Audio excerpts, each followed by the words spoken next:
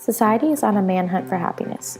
This concept is one of humanity's oldest pursuits, but what really is happiness? Is it cute puppy videos, or maybe babies laughing? What about new cars or a beautiful landscape?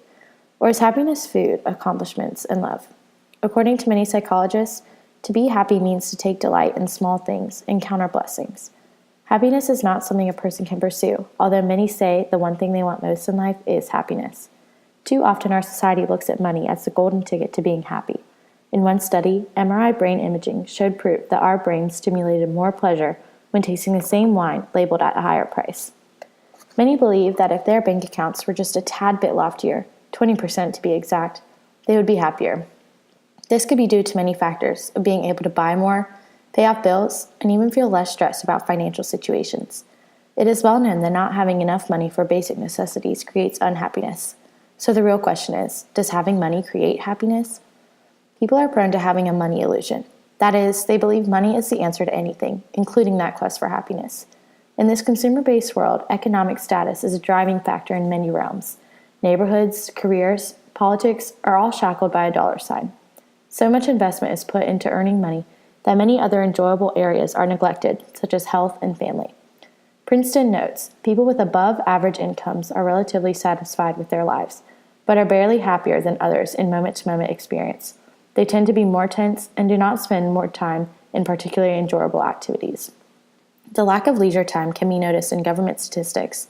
Men and women who make $100,000 annually spend less than 20% of their time on leisure, compared to their counterparts making less than $20,000 spend approximately 35% of their time on leisure.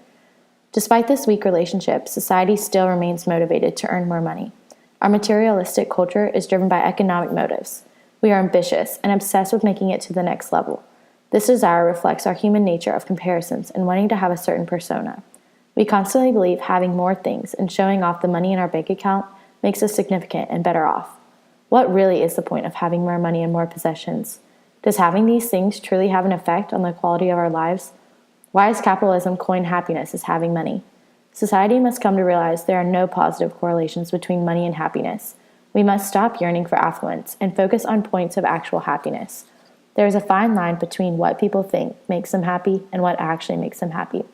By having close relationships, engaging in enjoyable activities, and exhibiting pro-social behavior, we can find actual happiness. In our society, once basic needs are met, more money has no regards to happiness, despite societal perspective. Let's take a deeper look into the phenomenon that money can buy happiness. This phenomenon can be explained using two traditional sociological approaches. The first is through social network analysis, which means that the makeup of a social network is assumed to affect what goes on within that network. Different social networks push different ideas, constantly in a vicious cycle. As a group, the actions of the group as a whole influence the individuals within the setting. Networks such as socioeconomic status, religious groups, and family units all define certain aspects for the group as a whole. The individuals of said group then take on the ideals due to the larger consensus. The people with whom we interact with on a regular basis, and even some with whom we interact only sporadically, influence our beliefs, decisions, and behaviors. Examples of the effects of social networks on economic activity are abundant and pervasive, including roles in transmitting information about jobs, new products, technologies, and political opinions. This macro-level approach pinpoints the idea of social networks defining how to achieve happiness. If a network views money as a secret to happiness, then the members will believe this themselves and seek money to satisfy their desires. A different approach to viewing the phenomenon of money equating to happiness is symbolic interactionism. This theory focuses on the interaction between the individual's internal thoughts and emotions, as well as their social behavior.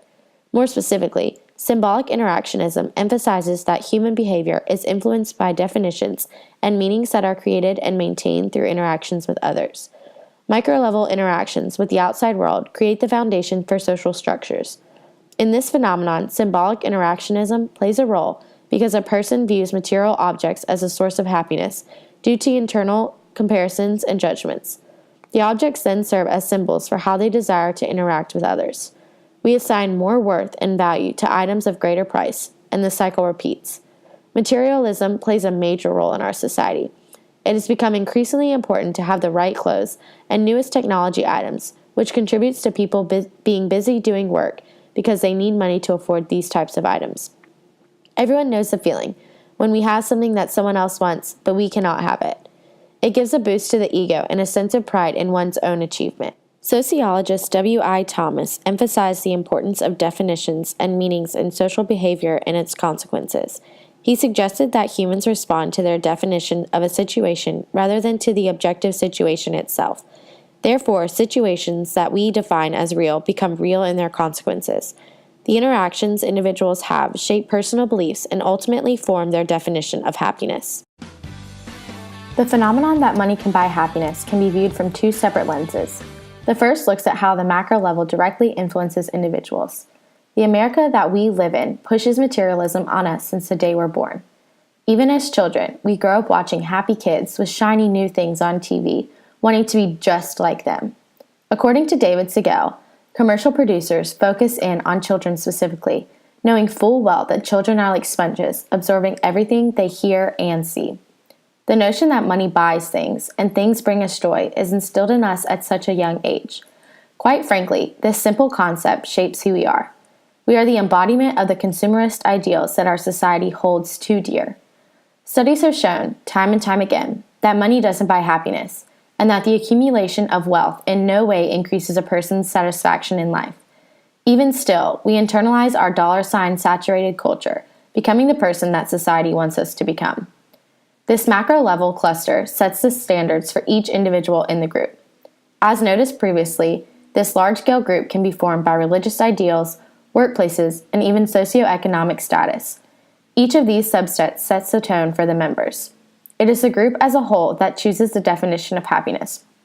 According to Pelletier, an undergraduate student at the University of Massachusetts in Boston, the desire to have a certain persona, to be a certain way in the eyes of society, can play a huge role in shaping how a person relates to himself or herself and to others. It is proven that we strive to live up to the standards to which society holds us.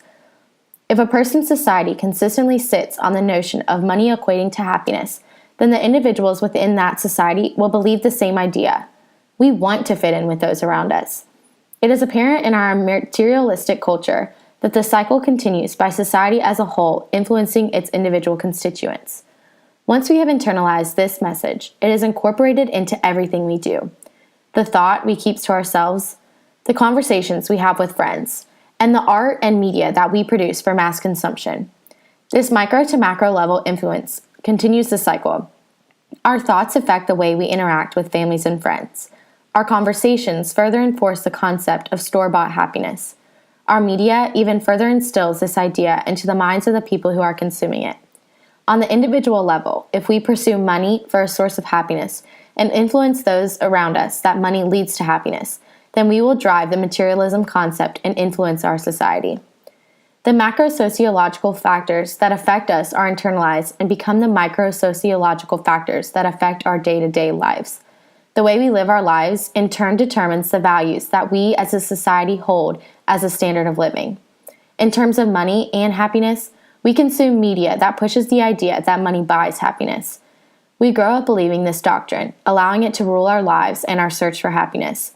We incorporate the idea that money buys happiness into the things that we produce and in turn consume, closing the loop and promoting the cycle.